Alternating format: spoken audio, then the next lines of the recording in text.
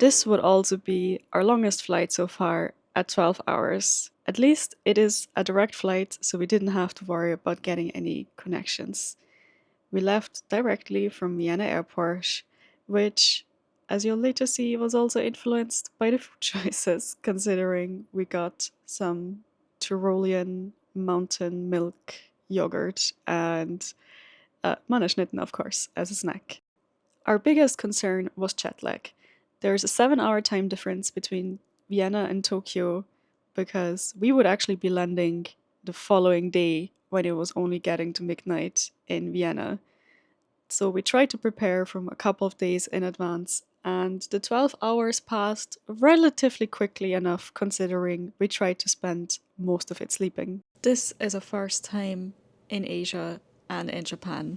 We've watched so many YouTube videos, as probably a lot of people have in recent years, about traveling to Japan, and we just had to go and get there ourselves. And also because when we started looking into what things we want to do, we realized quite a few things are not the same that are covered in the usual Golden Route. So we came up with a quite unique itinerary. Of course, to go to Japan, we need to take an airline that we've never taken before, and that airline was ANA.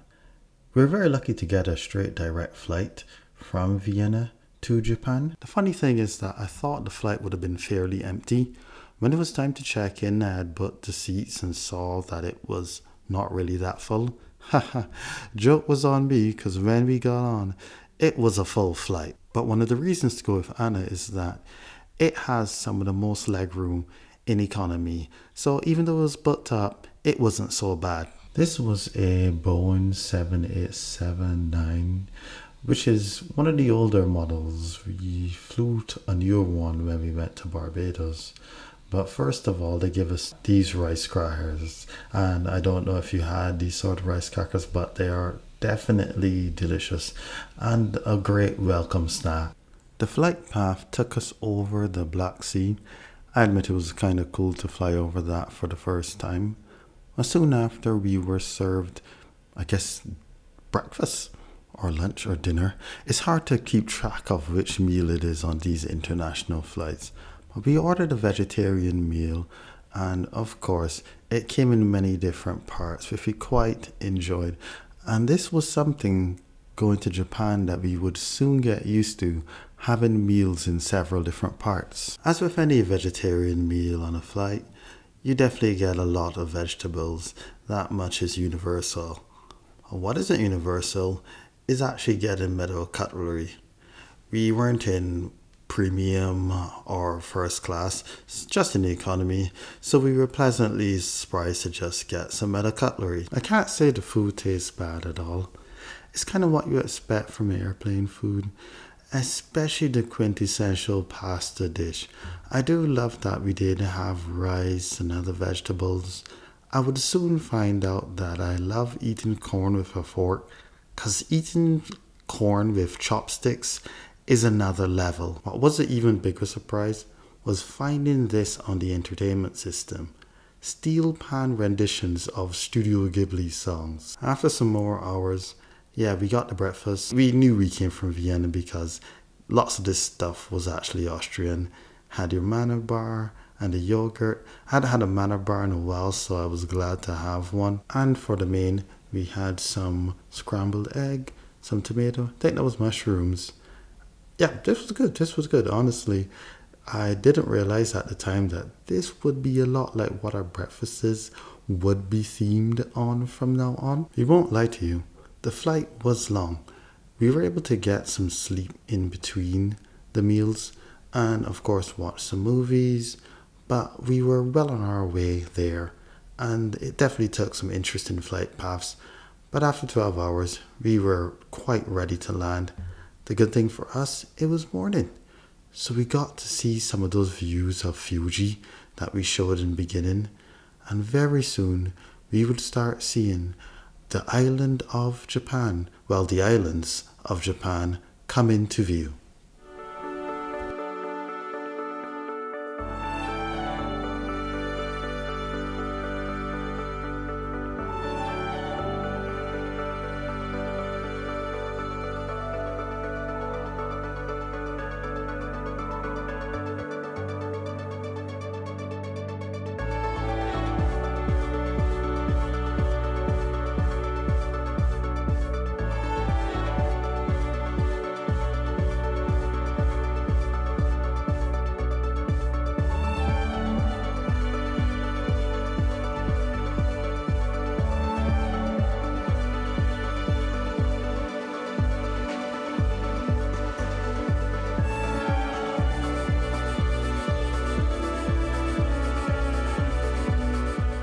After some wonderful hospitality and thanking the crew of the airplane for getting us to Japan safely, we headed straight for a 7-Eleven where we got what would be some of our necessities for the trip. As it was 6 a.m. and we wouldn't book into the hotel for a few more hours, we did what any tourist would do first landed in Japan. We went to Asakusa to see the famous Sensoji temple. It was at the same time the first introduction to seeing a very crowded place because there sure are a lot of tourists there who had the same idea. We were also first introduced to what we thought would be Japanese autumn weather, but really turned out to be just a continuation of summer and heatwave. It was unbearably hot, so we did what every tourist does on their first day, check out the vending machines. And of course we had to get some traditional Pocari sweat to help us deal with the heat. Being in Asakusa also gave us a view of one of our future destinations, which is the Tokyo Skytree. In general, looking at Tokyo, the juxtaposition of old and new architecture always is fascinating. And with old architecture, of course, comes the koi carps. Honestly, I thought we'd get to see a whole lot more koi carps than we did on the trip. These were the only kois we saw. So it does prove, I suppose, that they are very rare special fish. The Sensoji Temple is one of those must-see items in Tokyo. So we got that off the list early to have time to see some of the rarer things for the rest of the trip. I can't believe I only ate matcha ice cream melon pan once on the trip, but this was definitely needed in those hot temperatures. And here we have the obligatory room tour.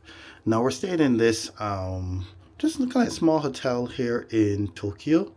And one of the things about a lot of places in Tokyo, generally they are small. Yeah, this is it. Now, I know what you're thinking. I thought the same thing.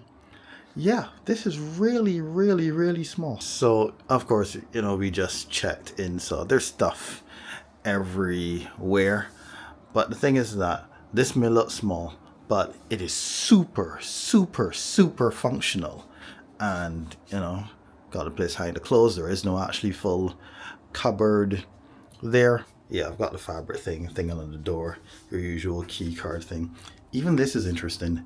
The door is metallic, so instead of this thing where you place it on the door handle, you just stick this to the door outside. That's pretty neat.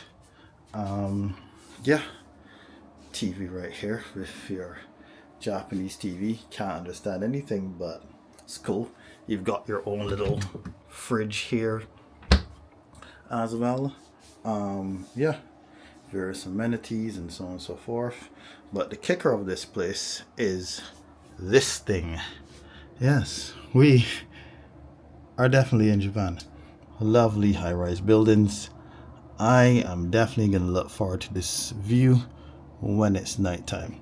Only staying here at night because we'll be off to Osaka tomorrow. And how could I forget the bathroom? Yes, it is small but equally as functional. And of course, it came with the favorite, the Japanese toilet. I miss this thing. More on those later, but very glad they exist. And that is it for the current video. We are going to go to Osaka tomorrow, and I hope you joined us. So hopefully get this uploaded in the next few days, and see you then.